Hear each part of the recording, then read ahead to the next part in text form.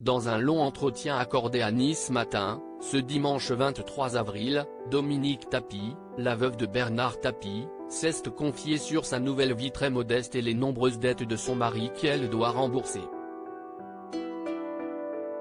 Au décès d'un proche, on hérite généralement de biens immobiliers ou de jolies sommes d'argent.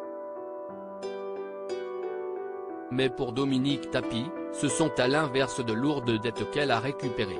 En octobre 2021 en effet, son mari Bernard Tapie décédait des suites d'un cancer de l'estomac, et étant engagé dans la société de son défunt mari, Dominique Tapie s'est retrouvé responsable des dettes accumulées par l'ancien président de l'Homme. Ainsi, si le père de Sophie Tapie avait en partie remboursé ce qu'il devait dans l'affaire avec le Crédit Lyonnais, Dominique Tapie reste toujours solidaire d'une somme colossale de plus de 600 millions.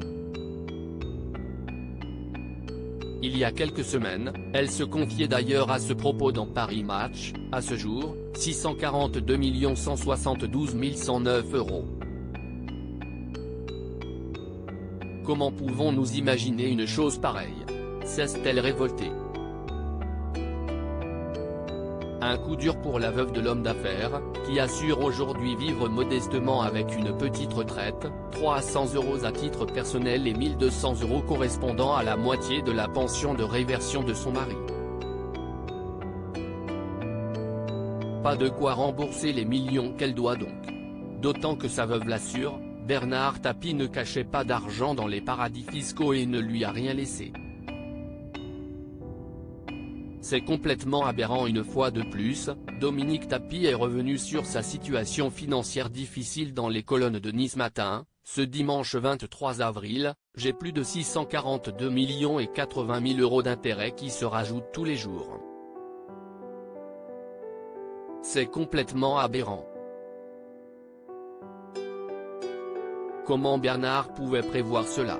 L'État est une machine qui vous broie, a-t-elle déclaré non sans cacher sa colère. Pour tenter de rembourser le maximum, la veuve de Bernard Tapie assure que tous ses biens vont être vendus, tout est vendu ou va l'être, même l'appartement familial dont j'ai hérité, mais reconnaît que cela ne suffira pas, dans tous les cas, je ne pourrai jamais rembourser. Désormais, elle explique être aidée financièrement par ses proches. Aujourd'hui, mon fils Laure m'aide à payer le loyer. Et je suis en train de rechercher quelque chose de plus modeste. Une vie à l'image de celle du commun des mortels finalement.